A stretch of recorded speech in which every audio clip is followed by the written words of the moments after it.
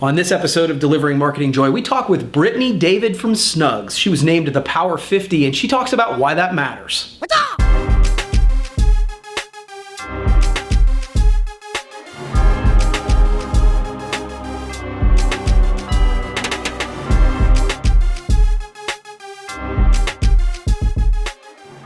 Hey there, and welcome to another edition of Delivering Marketing Joy. I'm your host, Kirby, and joining me today is an industry rock star, and we've got some credibility to prove it. Hey, Brittany David, the VP of Sales from Snugz, is joining me today. So, Brittany, thanks so much for joining me. Hey, thanks for having me, Kirby. Absolutely. So speaking of that rock star status, you were recently added to the Power 50 list. So congratulations first, right? So I love lists like this, but I'm curious from your perspective, what do you think the best thing about being on a list like this is? You know, it's always nice to have some kind of recognition for hard work and passion, but when you look at that list, or at least when I look at that list, I feel like it's a representation of my team and a lot of opportunities that I've been given that I'm super appreciative of. Mm-hmm. So I guess when you say kind of what is that value, I would say it puts Snugz on the map, because it's not just myself and Brandon. We're both recognized together, and he is an amazing leader. And I feel so lucky or unfortunate to be included with him anywhere, any day. But, you know, that recognition for me is really our team, and it feels like a team and group award. You know, we get to be the faces or the leaders and get some of that praise, but it's the people that we work alongside. And I feel like that putting Snugz on the map is really big for us, and it feels really rewarding that we're doing some good and some people think, whoever those people are, that we're doing something right. So it's really encouraging. Yeah, no, and I totally get that. I would think that from a company perspective, I could see where there would be, obviously the ego is great, right? But from a company perspective, I could see where the people who look at that and go, oh, wow, I wonder what's going on over there at Snugz, and I could see where there'd be value to that. Which leads nicely into my next question, because you guys, I'm fascinated by the creative team that you've put together over there, that you help lead. So why, as a company, did you guys decide to invest like that, and how has it evolved? You know, we're always looking for a way to be different in the industry, right? You can get a lanyard just about anywhere. You can get a lip balm just about anywhere.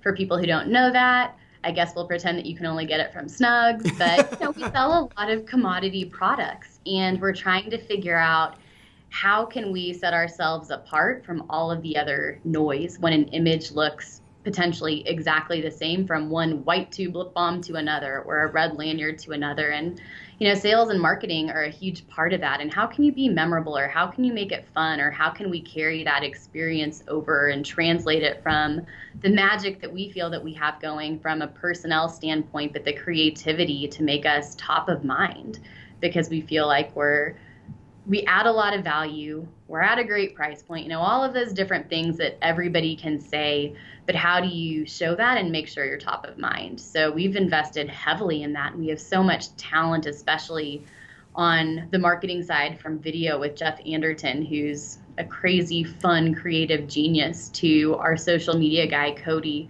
His little 12 Days of Christmas that's going on right now, if you've seen him, have you been watching? I love it. Super funny. Yes. I mean, he's great. So, Snugz, along with Brandon Brown and Chris Duncan, there's a lot of really just creative people over there that you don't want to ruin the magic.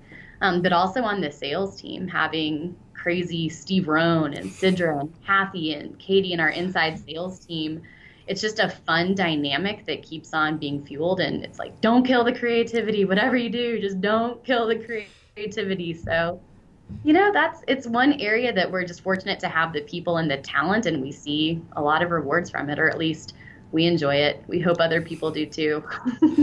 I'm listening to a book right now called Talk Triggers, and it talks about how people think that their differentiator is their USP, but really the USP is just like an attribute. It's good service, it's whatever, but what's the thing that makes people talk about you? I feel like your creative team, sales and marketing, are sort of a talk trigger. People are talking about it. And so I think that's pretty cool. So congrats. Thanks.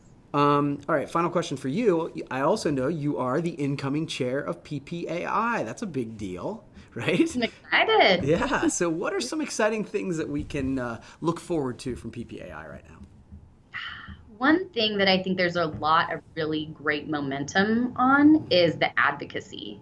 Okay. It is really fun watching promotional products, that medium kind of hit kind of like your top 10 in advertising dollar spent, where before it was ads and TV and radio and newspaper and magazines, and we haven't really been recognized. But the people at PPAI have put in a lot of time and energy and marketing and funds, even from a budget perspective, to make sure that that medium is recognized and known, which, I mean, it's important for people to know the value of that dollar and that it's not just a bunch of cheap plastic stuff that goes in the trash or that ends up in landfills, or all of the possibly negative perceptions, and really the value that's in there with those products. So I think that's a huge thing to keep our industry healthy for the entire supply chain, along with the advocacy at the DC level. Have you been to the lead? I have not. You should think about it because Okay. it's awesome. Okay. I've been to 3, and it's really cool to go up to DC and talk with the Congress and talk with your representatives about the recognition of promotional products and small business and the value to really get us on the mark and on the map, and that people are aware of us when they're talking about bills or passing different things, how it affects our entire industry.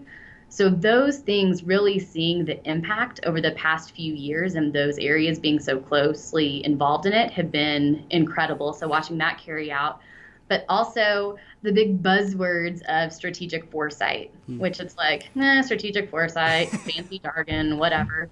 But really, instead of being reactive, looking ahead and getting not only the board and PPAI, but other suppliers and distributors and service providers looking at what's coming up in the next year, 2 years, 3 years that's going to affect our industry. You know, not looking for some magic 8-ball to give us all of the answers, but what should we be preparing ourselves for, and talking about consolidation or potential threats, because the biggest threat we always talk about is probably the one we don't know about. But if we're not trying to figure out what's on the horizon, it's going to be a little bit harder to adjust and be blindsided. So the movement that we have in that next year about being forward thinking instead of reactive, I think is a big step, and I'm excited about that. Cool. That is awesome. And thank you for your service on that. I know that the commitment, the time, it's huge for you being a part of that. And I say I know. I don't know, but I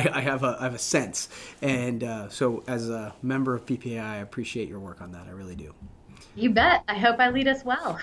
You're going to do great. So you have answered my 3 questions. I give people a chance to ask me a question. You have one for me? Yes. So Okay. I have 2 for you. All right, bring it. One, from a business standpoint, what are you most looking forward to in 2019?